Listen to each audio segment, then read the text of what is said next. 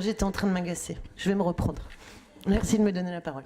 Alors, sans repréciser ce qu'a évoqué Cécile Audet dans ce vœu, moi je voudrais juste apporter rapidement, je vais faire de mon mieux, quelques traits supplémentaires, analyses supplémentaires.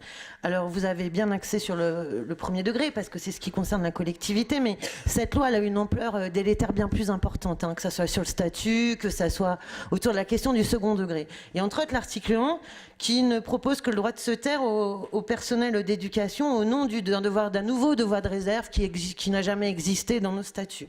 Alors, concernant la privatisation de l'enseignement, puisque c'est ça dont il s'agit, avec le financement pour les 3 ans des écoles privées, ça a été dit, on n'a pas été sollicité. La mise en œuvre de l'école... La mise en œuvre de l'école des savoirs. Écoute, la loi Debré de 57, c'est ce qu'elle permet, le financement, voilà, on l'a jamais abrogé. Donc voilà, si je pouvais finir, merci. Donc sur la question de l'école des savoirs fondamentaux, ça a été évoqué en parallèle, on parle aussi de créer des EPLEI avec des établissements publics locaux, internationaux. On en parle aussi pas très loin de chez nous, où il y aurait des bilangues, des trilangues et tout ce qu'on veut. Moi j'appelle ça l'école à 2 vitesses, j'appelle ça l'école à 2 vitesses, avec en filigrane, parce que c'est dans l'esprit du ministre, la disparition des zones d'éducation, des classements pour les collèges de zones d'éducation prioritaire. Je rappelle quand même l'esprit de la loi Savary qui consistait à dire on donne plus à ceux qui ont moins.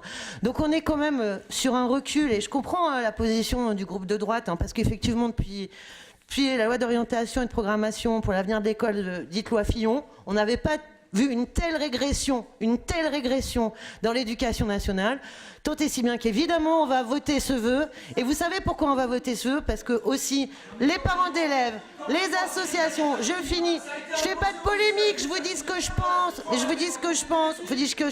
mais il faut assumer votre parcours politique,